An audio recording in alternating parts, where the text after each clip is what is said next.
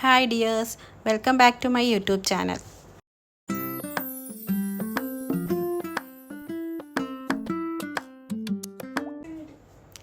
ഇന്നിവിടെ റെഡിയാക്കാനായിട്ട് പോണത് എളുപ്പത്തിലൊരു ഉള്ളിത്തീയൽ ഉണ്ടാക്കാൻ വേണ്ടിയിട്ടാണ് കേട്ടോ. അപ്പോൾ ഫിഷൊന്നും ഇല്ലയെന്നുണ്ടെങ്കിൽ ചോറിനോടൊപ്പം കഴിക്കാൻ വേണ്ടിയിട്ട് ഈ ഒരു ഒറ്റ കറിയുടെ ആവശ്യമുള്ളൂ കേട്ടോ.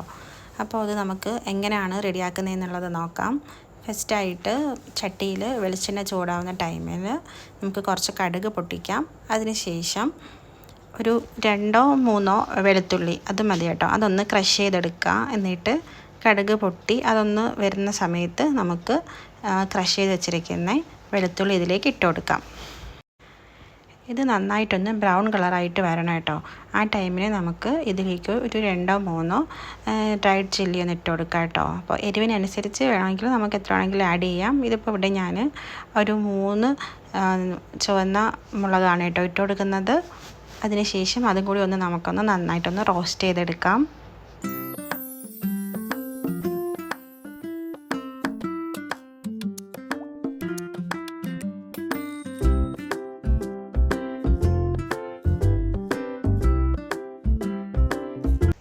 ഇതിപ്പോൾ നന്നായിട്ട് റോസ്റ്റായി വന്നിട്ടുണ്ട്.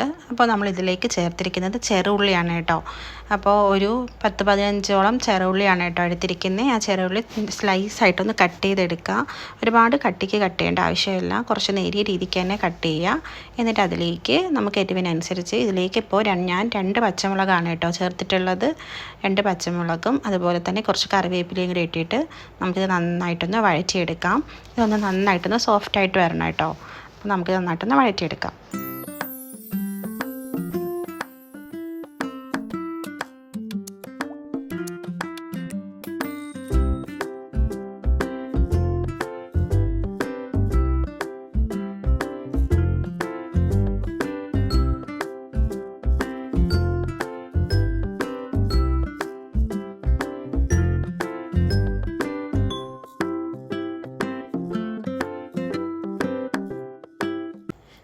ഇതിപ്പോൾ നന്നായിട്ട് സോഫ്റ്റായിട്ട് വന്നിട്ടുണ്ട് കേട്ടോ. ഇനി നമുക്കിതിലേക്ക് ഒരു ടൊമാറ്റോ ആണ് കേട്ടോ ഇട്ട് കൊടുക്കേണ്ടതുള്ളത്. അപ്പോൾ ടൊമാറ്റോ പഴുത്തതാണെങ്കിൽ ഏറ്റവും ബെറ്റർ അതാണ് കേട്ടോ. ഇതിപ്പോൾ നന്നായിട്ട് പഴുത്തിട്ടില്ല. അപ്പോൾ ഞാൻ ഈ ഒരു ചെറിയൊരു മീഡിയം സൈസ് ടൊമാറ്റോ ആണ് എടുത്തിരിക്കുന്നത്. ഇത് കട്ട് ചെയ്ത് ഇട്ടിട്ട് നമുക്ക് നന്നായിട്ട് വഴറ്റി കൊടുക്കാം.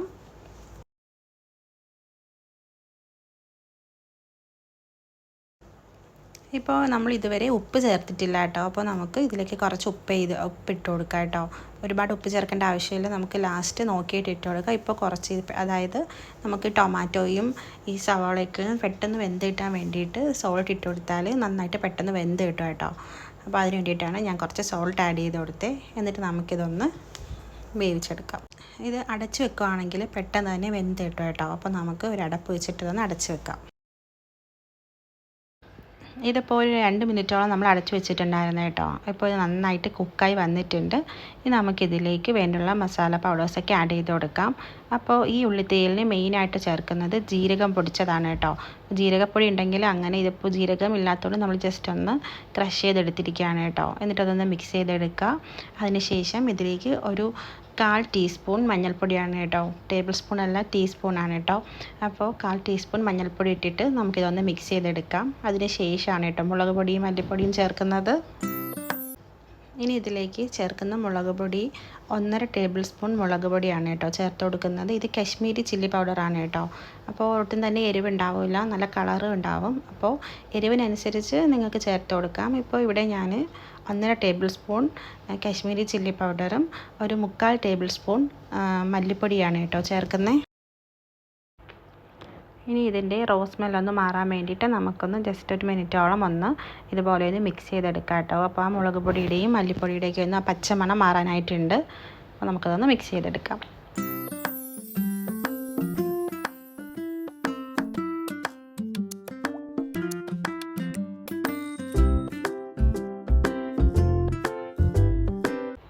അപ്പോൾ അതിൻ്റെ സ്മെല്ലൊക്കെ മാറിയിട്ടുണ്ട്. ഇനിയിപ്പോൾ നമ്മളിതിലേക്ക് പുളിവെള്ളമാണ് കേട്ടോ ചേർക്കുന്നത്. സോക്ക് ചെയ്ത് വെച്ചിരിക്കുന്ന പുളിവെള്ളമാണ് കേട്ടോ ഇതിലേക്ക് നമുക്ക് ആവശ്യത്തിന് ഒഴിച്ചു കൊടുക്കാം. പുളിക്കനുസരിച്ച് നിങ്ങൾക്ക് ആഡ് ചെയ്ത് കൊടുക്കാം കേട്ടോ. ഇപ്പോൾ നമുക്കിവിടെ ഒരുപാട് പുളിയുടെ ആവശ്യമില്ല, അതുകൊണ്ടാണ് കുറച്ച് ഒഴിച്ചിരിക്കുന്നത്. എന്നിട്ട് നമുക്കിത് നന്നായിട്ടൊന്ന് മിക്സ് ചെയ്തെടുക്കാം. അതിന് ശേഷം നമുക്ക് വെള്ളം ആഡ് ചെയ്ത് കൊടുക്കാം കേട്ടോ. ആവശ്യത്തിനനുസരിച്ച് വെള്ളം ആഡ് ചെയ്ത് ഇപ്പോൾ ഉള്ളിയും ഇനി ആ തക്കാളിയും മസാലയും എല്ലാം കൂടി ഒന്ന് നന്നായിട്ട് കുക്കായി വരണം കേട്ടോ. അപ്പോൾ അതിന് വേണ്ടിയിട്ട് നമുക്ക് ആവശ്യത്തിനനുസരിച്ച് വെള്ളം ഒഴിച്ച് നമുക്ക് നന്നായിട്ടൊന്ന് തിളപ്പിച്ചെടുക്കാം കേട്ടോ.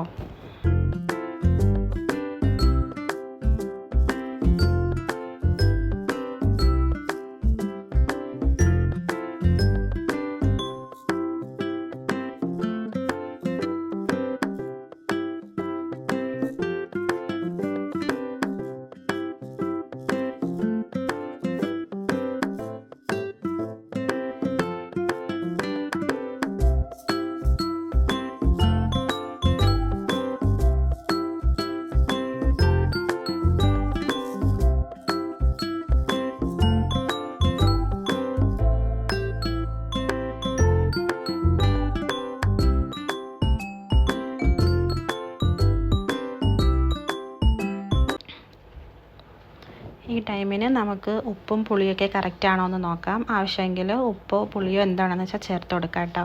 ഇപ്പോൾ നമുക്കിവിടെ ഉപ്പ് ചെറുതായിട്ട് കുറവായിട്ടുണ്ടായിരുന്നു, കാരണം നമുക്ക് ഫസ്റ്റ് കുറച്ച് സോൾട്ട് ആഡ് ചെയ്തിട്ടുണ്ടായിരുന്നുള്ളൂ. ഇനി നമുക്ക് പുളി ഒഴിച്ചതിന് ശേഷം ആവശ്യത്തിനനുസരിച്ച് നമുക്കിതിലേക്ക് സോൾട്ട് ആഡ് ചെയ്ത് കൊടുക്കാം.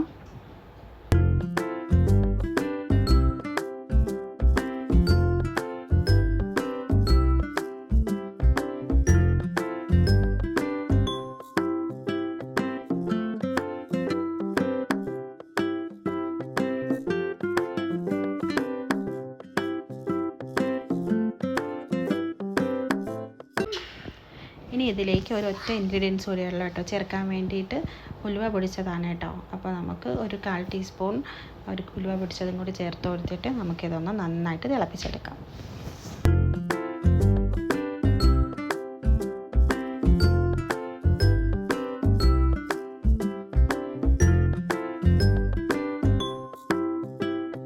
നമുക്കിതൊന്ന് തുറന്ന് നോക്കാം കേട്ടോ. അടച്ച് വെച്ചിട്ടാണ് കേട്ടോ അത് വേവിച്ചെടുത്തിട്ടുണ്ടായിരുന്നത്. ഇതിപ്പോൾ നന്നായിട്ട് വെന്ത് കുറുകി വന്നിട്ടുണ്ട് കേട്ടോ. നമ്മളൊഴിച്ച വെള്ളമൊക്കെ വറ്റി വന്നിട്ടുണ്ട്. അപ്പോൾ നമുക്കിതിൻ്റെ ടേസ്റ്റ് ഒന്ന് നോക്കാം. എന്നിട്ട് എന്തെങ്കിലും വേണമെന്നുണ്ടെങ്കിൽ നമുക്കിതിലേക്കൊന്ന് ചേർത്ത് കൊടുക്കാം.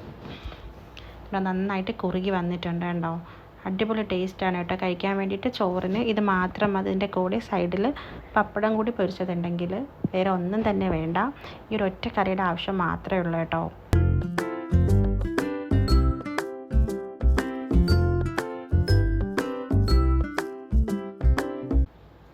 അപ്പോഴേക്കും നമ്മുടെ ഉള്ളിത്തീയൽ നന്നായി റെഡിയായി വന്നിട്ടുണ്ട്. അപ്പോൾ എല്ലാവരും ഒന്ന് ട്രൈ ചെയ്ത് നോക്കുക.